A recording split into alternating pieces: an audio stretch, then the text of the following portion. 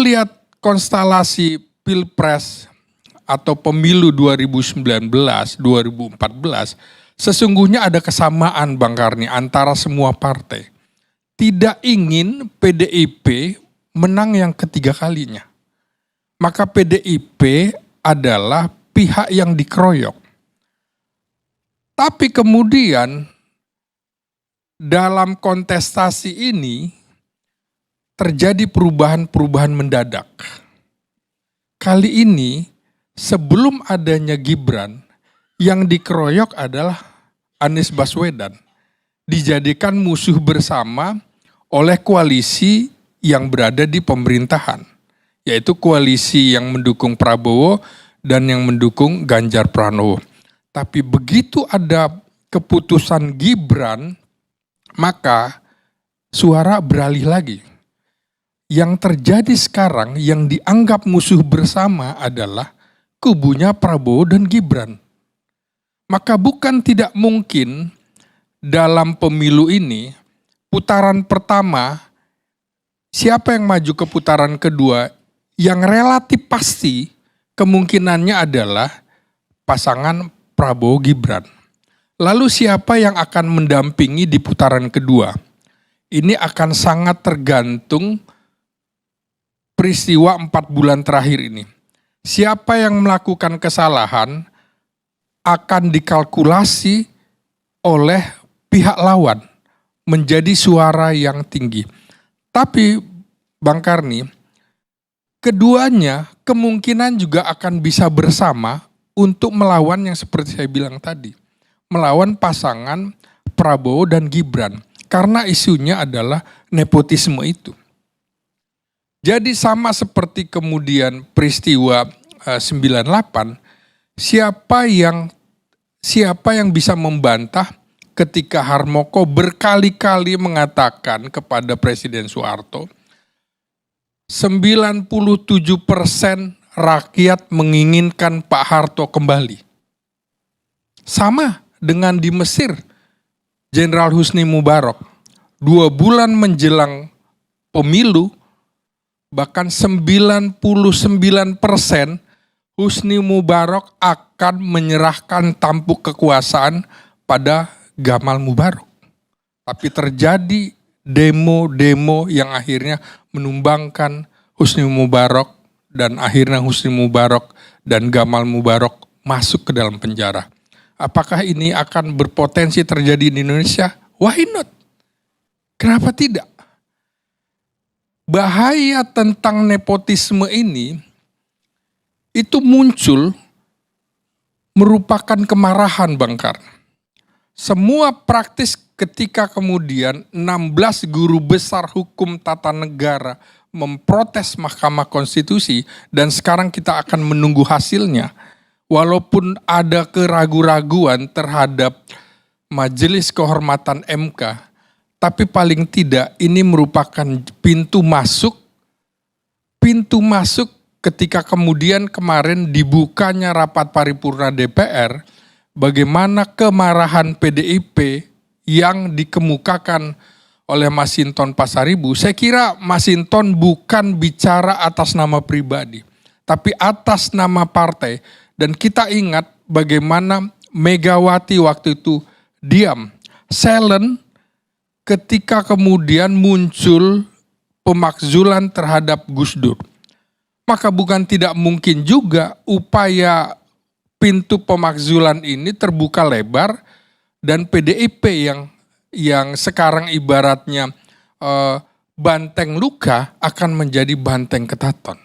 Kita tidak tahu bagaimana kemudian kemarahan hari ini marah ketika kemudian di Bali, baliho PDIP dan juga gambar Ganjar dan Mahfud MD diturunkan. Sementara masih ada gambar-gambar PSI di sana. Ini kan juga menandakan bahwa ada keraguan-raguan publik terhadap netralitas yang akan disandang oleh Presiden Jokowi. Memang menurut saya masuk akal di mana-mana pun, termasuk Bill Clinton mendukung calon dari Demokrat dan juga begitu. Republik juga mendukung oleh calon dari Partai Republik. Artinya keberpihakan itu wajar, tapi ada batasnya. Nah, orang ragu, maka kemudian ketika ada kata-kata Gibran di dalam pidato bahwa tenang saja Pak Prabowo, saya ada di sini. Publik mengartikannya begini, Pak. Tenang saja karena saya anak presiden, tenang saja karena paman saya ketua Mahkamah Konstitusi, tenang saja karena ajudan bapak saya jadi Kapolri, tenang saja karena mantan dan pas pampres saya akan menjadi Panglima TNI dan jadi Kasat. Jadi orang tidak melihat persoalan Gibrannya, bukan persoalan mudanya. Karena di belakangnya adalah Gibran bin Jokowi. Maka kemudian, oh ini bagian dari 2,5 atau 3 periode dan Jokowi tidak ingin lari dari istana. Masih ingin hadir di istana. Karena itu pertarungan siapa yang akan menang menurut saya sampai saat ini, saya perkirakan secara netral saya akan mengatakan bahwa komposisinya sekitar 30-an% Bang Karne, semuanya. Artinya peluang menang masih besar dari 3 kelompok ini. Jadi 4 bulan bisa saja terjadi blunder-blunder politik dan kita lihat juga masih sangat menunggu keputusan dari KPU pada tanggal 13 November. Ya, halo teman-teman, kembali lagi dengan saya di channel ini, channel yang membahas seputar politik, pendidikan, hingga budaya. Bersama saya, Dineas 2045, salam inspirasi, salam NKRI, harga mati. Ya, tentu memang kalau kita melihat bagaimana partai politik yang ada di Indonesia gitu ya, dengan segala hal yang mungkin kita bisa menilai dan kita bisa melihat ya, dan juga tadi sempat ada yang mengatakan Gibran sakti, tapi ya sakti karena ada bapaknya, pamannya, ya konco-konconya dan segala macamnya ya. Tapi oke lah, membahas Wapres Gibran ini rasa-rasanya saya agak sudah malas juga karena ya sudah banyak sekali.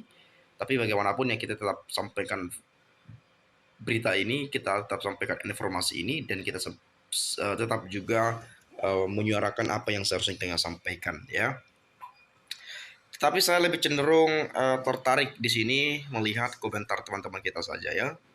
Dari Sugiono misalnya, PDIP partai hebat di luar pemerintah, memberi penghormatan, yang menang adalah demokrasi yang sejati. Jika Prabowo tidak bisa merayu Mega ke dalam pemerintahan itu resiko yang harus ditanggung. Memilih wapres non-partai, lemah pemerintahannya, apalagi sejak awal bermasalah. Tidak ada partai yang membela Gibran, cari selamat sendiri-sendiri. Mereka lebih baik menguatkan partainya, pelajaran berharga. Baru pengamat yang unggul, nih Selamat Ginting 3 bulan sebelum pemilu. Luar biasa ya prediksinya itu ya, analisa yang mendalam. Tapi kalau orang sudah dibutakan oleh kebenaran, orang sedunia ngomong kabah kabeh akan mereka dihiraukan. Dan sudah buta mata, buta hati, tuli juga wisra mempendi kandani. Artinya ya udah gak mampan lagi lah dibilangi gitu ya, kurangnya keras kepala gitulah kira-kira. PDIP bertanggung jawab atas rejim yang zolim dan menindas kepada wong cilik. Kalau tidak wong cilik menyumpahi PDIP kalau tidak ambil tindakan selesai carut marut NKRI. Dan sekarang PDIP tetap berada di oposisi.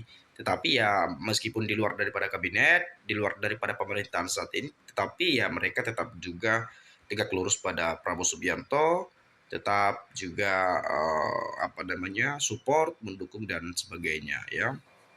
Ya sebenarnya oposisi ini kan sebagai penyeimbang juga teman-teman, bukan harus penyeimbang juga sebagai pengawas ya. Kalau ada kebijakan yang